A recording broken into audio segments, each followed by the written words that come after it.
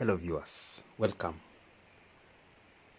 We are doing revision of algebraic expressions, a topic that is commonly set in the GCSE examinations A level. Before we look at algebraic expressions, I would like to go through some concepts that are very important or essential as far as this topic is concerned. And the two concepts are, number one, it's important that a student understands the laws of indices. So from this, what are these laws of indices? It's good we understand the laws of indices. I'll look at, or we shall look at three laws of indices. That is, number one, if you have an index, for instance, a power of m multiplied by a power of n, what do you think is the result for this? You see, the bases are the same, and if the bases are the same, we shall only retain one base and add the powers if the two are joined by multiplication.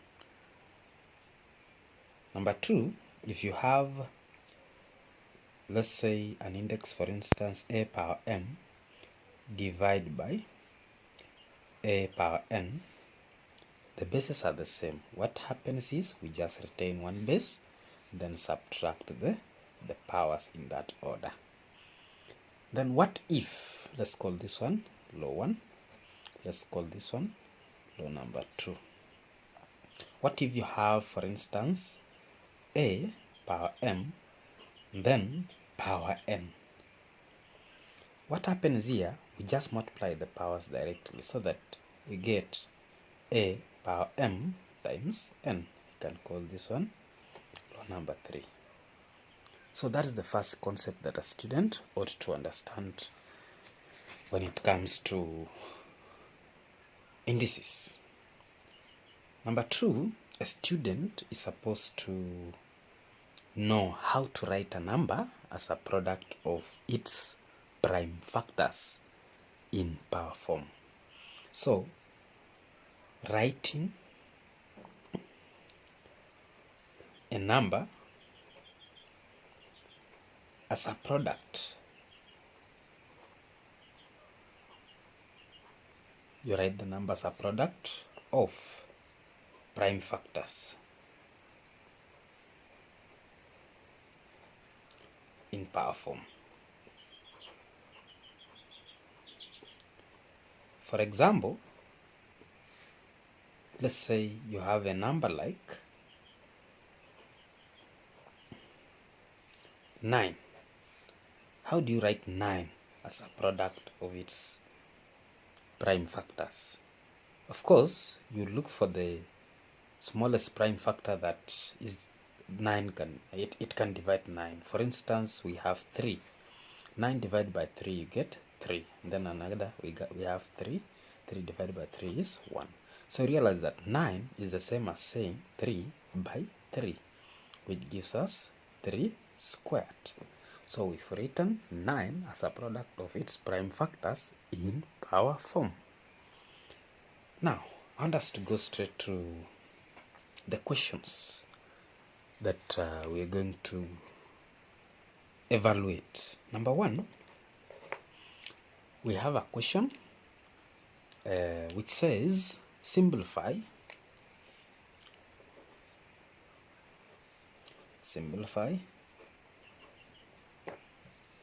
125 x power 6 divided by 64, then power a third. How are we going to simplify this one? We are going to write 125 as a product of its prime factors, same to 64, and we then raise it to a third. So for instance, 125, the least prime factor that can divide 125 is 5. What you will get is 25. Then we also have 5, 5. And then finally 5, 1. So that this one is 5 multiplied by 5 multiplied by 5. You get 5 power 3. What about 64? 64, you'll get 2 into 64 is 32. 2 into 32 is 16. 2 into 16 is 8. 2 into 8 is 4. 2 into 4 is 2. And finally 2 into 2 is 1. So you have 1, 2, 3, 4, 5, 6. So 64 is 2 power 6. So that substituting, you'll get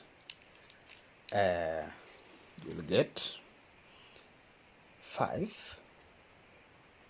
power 3 multiplied by x power 6 divided by 2 power 6. Then everything power a third. So from what we looked at, the third law of indices, which was a power m, then power n is the same as a power mn. So we just multiply the powers. So from this, we take the powers of the numbers inside the brackets, then multiply by a third. So from this, what is 5 power 3 power a third? So 3 will cancel with 3. You'll get 5.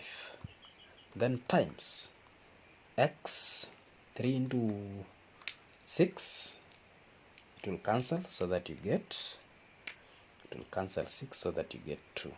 Then it will cancel 6 so that you get 2.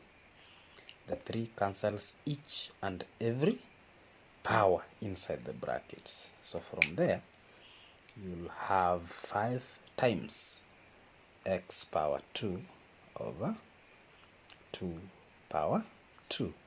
So from here, it is 5 times x squared. You'll get 5x squared. Then divided by 2 squared is 4. So that's how we address that question. That's how we address that question.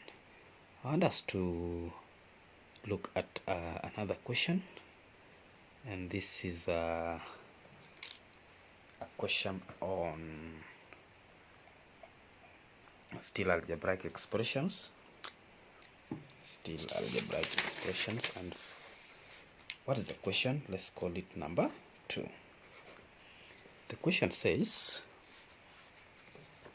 express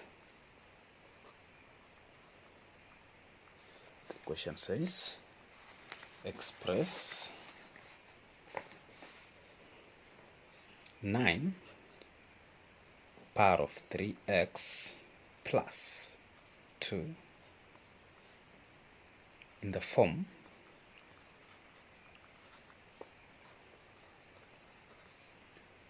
(3 power y), giving y in the form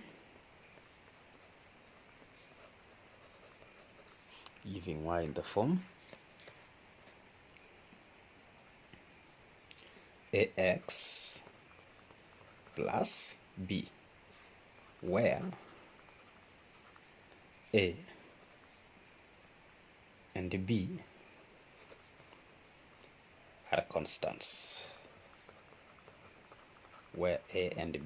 are constants. So how do we address this question? It's very simple. They want us to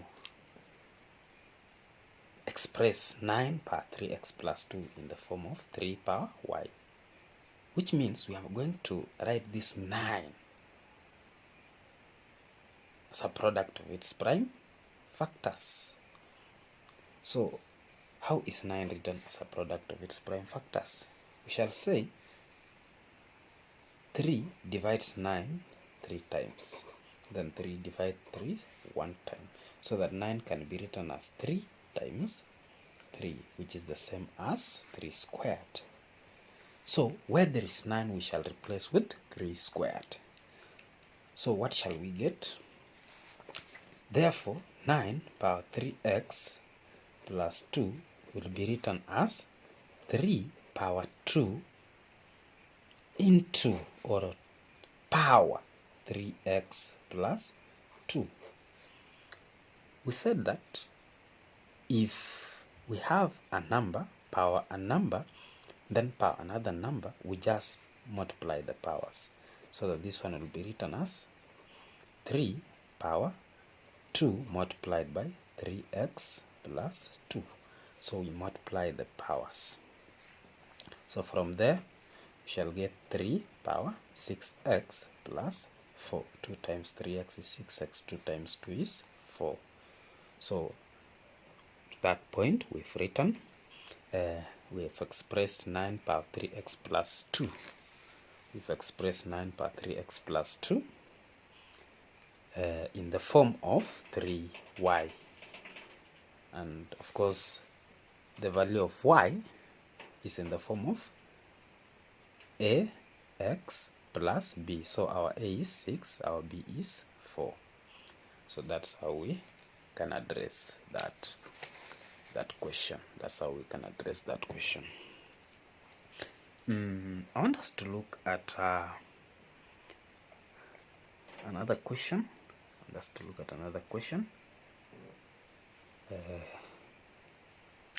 Solution to an algebraic equation. This one is an algebraic equation. The question says, or goes by, the question goes that, let's say number 3.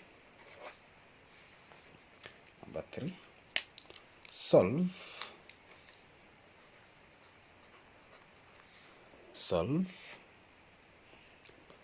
2 power 2x plus 1 minus 5 multiplied by 2 power x minus 12 is equal to 0. You're supposed to solve that one. What happens here? We are going to split the first term of this equation, which is 2 power 2x plus 1. Applying the concept of the laws of indices, there was this law which was going by the law of indices, which was going by a power m multiplied by a power n is equal to a power m plus n. You add the powers. So look at this one. We have 2 power 2x plus 1. We've added the powers here. So is it not the same as this one? Yes, it is. So we can then bring it back to this one. We can revert it back to this expression. So from here, we can now say that if we have a number like 2 power 2x plus 1, we can bring it back to be 2 power 2x. These 2x and m are the same. This 1 and n are the same. So it's 2 power x. Then times 2 power 1. So that term is split. So that we can further split 2 power 2x, so that we will have 2 power x and 2 power x somewhere here. So we can split this one to give us 2 power x, then power 2. We can break this one so that we take the squared outside and remain with 2 power x, then times 2 power 1.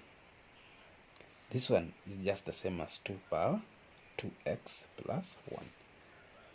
Now, substituting back to the general equation, we shall get, if we substitute back to the general equation, we shall get 2 power x squared multiplied by 2 power 1 minus 5 into 2 power x minus 12 is equal to 0. From there, we can say let the value of 2 power x to be, let's say, t. So where there is 2 power x, we replace it with t. Where there is 2 power x, we replace it with t, so that we shall have t power 2. This is t, then squared, times 2. If you multiply this t squared, or this 2x squared times 2, you will get 2t squared, then minus 5 multiplied by 2 power x, which is t, minus 12 gives us 0. Realize that this one is a quadratic equation. How do you solve quadratic equations? There are several ways in which you can solve quadratic equations. We have factorization method, we have completing the square method, we have graphical methods. But for this case, because we are dealing with algebraic expressions, then we are going to use the factorization method. Under the factorization method, we shall look at the product and the sum. The product is the product of the coefficient of t squared and the constant term, which is 2 multiplied by negative 12. It gives us negative 24. Then the sum is the coefficient of t, which is negative 5. Then we look for two numbers. If you multiply, you get negative 24. If you add, you get negative 5. What are the two numbers? So from this, the two possible numbers are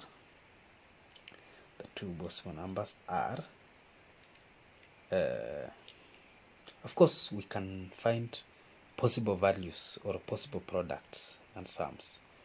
For instance, if you multiply negative 6 by 4, you'll get negative 24. If you multiply, let's say, negative 8 times 3, you'll get negative 24. So which one gives us a sum of negative 5?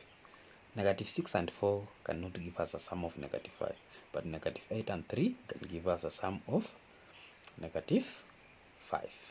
So for this case, we shall have the two numbers as negative 8 and positive 5.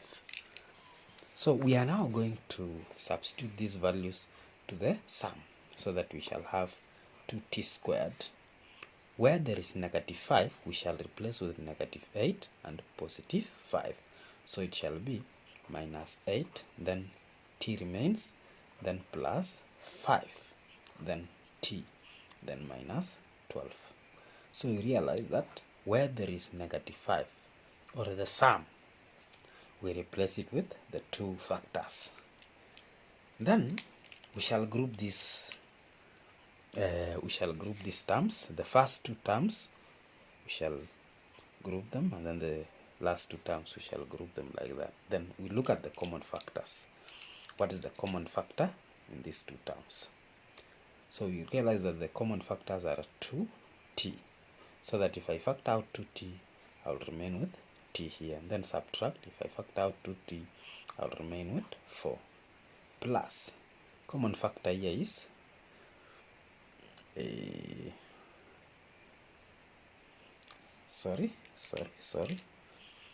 this one is 3. The two factors are negative 8 and 3, not 5.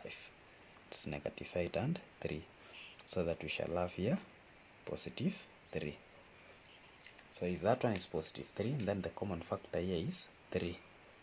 Then of course, if we factor out 3, we shall remain with the t, minus factor out 3 here, we shall remain with 4 is equal to 0. From there, we combine the outer factors, so that you have 2t plus 3. Then because this other factor is common, then we just write one of it. We multiply by one of the factors, so that you get 0. From here, we equate each of these with 0. We equate each of these with 0. So 2t plus 3 is equal to 0, and also t minus 4 is equal to 0. So from here, you'll get t is equal to negative 3 over 2. or t is equal to 4. Now, realize that the value of t was 2 power x. The value of t was 2 power x. So in this case, our t cannot be negative 3 over 2. Our t cannot be negative 3 over 2. We are going to take the value of t to be 4. Since the value of t is 4, how are we going to express it? So since t is equal to 4, but the value of t was, our value of t was 2 power x. Our value of t was 2 power x. We shall now equate and say 2 power x therefore is equal to 4. And from there, 2 power x is equal to 4 can be written as 2 power 2. Now from this, because the bases are the same, we just equate the powers. Then we shall have x is equal to 2. That's our answer. That's our answer for that question. We've solved that equation. Another question, let me say another question, say number 4. Number 4, factorize completely. Factorize completely x minus 16 x squared. Sorry, x minus 16 x cubed. How do you factorize this one? Number 1, we have x and we have x cubed here. We have a common factor. We can factor out x so that we remain with x. Once we factor out x, you will remain with 1 here. Because we factored out x, you remain with 1 minus 16. Because we factored out 1x here, you remain with x squared. What happens? You realize that what is inside the brackets is a perfect square. And this perfect square is we can say, sorry, it's not a perfect square, but we can say this one is a difference. You can say it's a difference of 2 squares. It's a difference of 2 squares. So what do we do about the difference of 2 squares? The difference of 2 squares is if you have something like a squared minus b squared, this one can be written as, when factorized, it is a plus b, then a minus b. So from here, we just get the square root of this square of a, to get the square root of square of b. Then we add and subtract, then multiply. So from here, we can get the square root of 1. So if we have x into 1 minus 16x squared, just get the square root of this 1, which is 1. Then plus square root of 16x squared is 4x. Then multiply by 1 minus 4x. We have factorized. We have factorized completely. This is the result. That is factorization. This is the difference of 2 squares.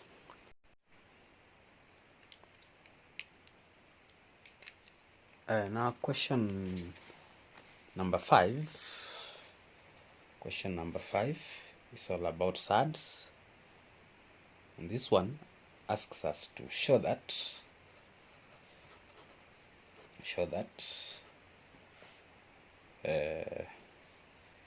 1 minus root 2 divided by 3 plus 2 root 2 is the same as 7 minus 5 root 2. we're supposed to show that this expression is the same as this expression. How are we going to go about it? How are we going to go about it? So the first step, we are going to rationalize the denominator. And rationalizing the denominator means you multiply both the numerator and the denominator by the conjugate of the denominator. So the solution to this one will be 1 minus root of 2 divided by 3 plus 2 root of 2. Then we multiply both the numerator and the denominator by the conjugate of the denominator. The conjugate of this denominator is 3 minus 2 root 2. So we multiply both the numerator, the conjugate of the denominator. So this one is the conjugate of the denominator. Multiply both the numerator and the denominator. So from there we expand both the numerator and the denominator. Expanding the numerator, you will say 1 multiplied by 3 is 3. 1 multiplied by 2 root 2. You get subtract 2 root 2. Then minus root 2 times 3, you get minus 3 root 2. Then minus root 2 times minus 2 root 2, you will get plus 4. Divide by 3 times 3, you get 9. 3 times negative 2 root 2, you get negative 6 root 2. Positive 2 root 2 times 3, you get positive 6 root 2. Then positive 2 root 2 times negative 2 root 2, you will get negative 8, because 2 multiplied by 2 is 4. Root 2 multiplied by root 2 is 2. So 4 times 2 is 8. So from here, you realize that negative 6 root 2 and positive 6 root 2 will cancel to be 0, because they are like terms, negative and positive. They'll just cancel, so that the result will be 3 plus 4. Collecting the like terms, you get 7. And then negative 2 root 2 minus 3 root 2, you get negative 5 root 2. Divide by 9 minus 8, you get 1.